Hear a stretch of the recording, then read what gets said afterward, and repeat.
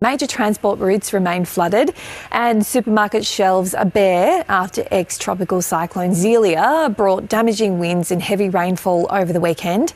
Let's go to Nate now, who joins us from Port Hedland. Nate, where are you now and what are the conditions like there? G'day, Bridge. I'm on the outskirts of Hedland right now, actually at the first evidence of Zelia that we saw on our way into town. You know, the landscape around here is very flat, very sort of low vegetated. When we were coming into town, we were thinking, oh, it actually is looking pretty good, but here was the first point that we saw the effects, and it's a flooded road that isn't just water over the road, but in fact flowing down. This road, which is normally just a dirt road, is currently a river. You can see it stretches well into the distance. It's hard for you to see right now, but we got here yesterday and put up a drone so you could have a look and get an idea of the absolute state of this situation here. Not just this road, but the land around it completely flooded. That's what's feeding all of the water that's continuing to flow down. But for the town itself, things aren't as bad as they were a couple of days ago. Hundreds of trees down, but the community has really rallied to help each other to cut trees down, clear paths and roadways. For the most part, damage has been limited to very minor things like fences and that sort of thing, pathways where trees have been uprooted. No major structural damage here. That's not the case further afield. We know of infrastructure damage out at De Grey where that flooding's still going on. Also, I've heard about some damage at some remote stations, although we haven't had any evidence of that yet because they're so remote. You know, roads like this is what happens outside of the major centres, and they're dangerous to begin with, but add some rain and it gets much, much worse. We know communities are cut off.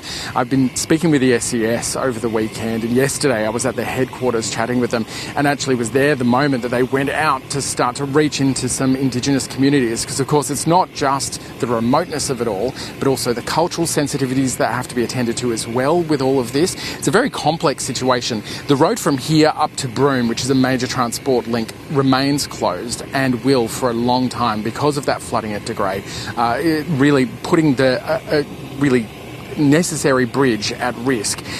It's record flooding. We've heard bridge more than the 2,000 floods they had through this region. It's going to be they're saying days to weeks, but I can't imagine days is a reality because there's so much water from further inland, so upstream, that's still got to make its way down. I'm not even certain myself that we've seen the peak of the flooding here, just to the east of Port Hedland. Yeah, incredible pictures we were just seeing there, Nate. What will be the focus for emergency services now? As you say, probably going to be longer than days to open up some of those roadways, but also just get supplies to people, I imagine.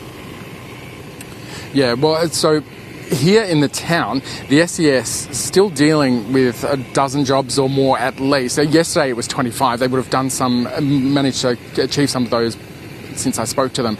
But there are still people waiting here in town where you've got access to everything. Further afield, people have been choppered out of their properties and out of their communities to be able to get to somewhere where there are supplies. The station at De Grey is going to remain cut off for a long time, but it's about finding those people who are often in places where there aren't any communications.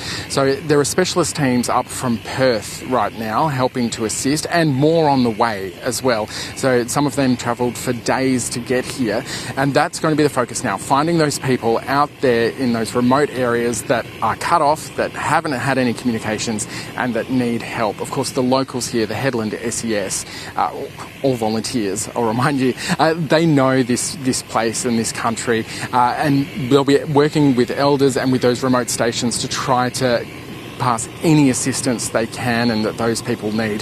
There are some workarounds. The Hedland Airport opened up yesterday, good news there, and there is a way around to Broome.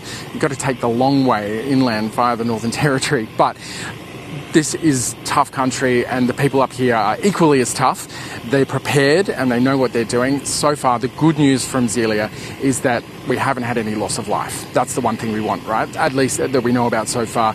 We'll obviously keep an eye on that situation as they get into those remote communities.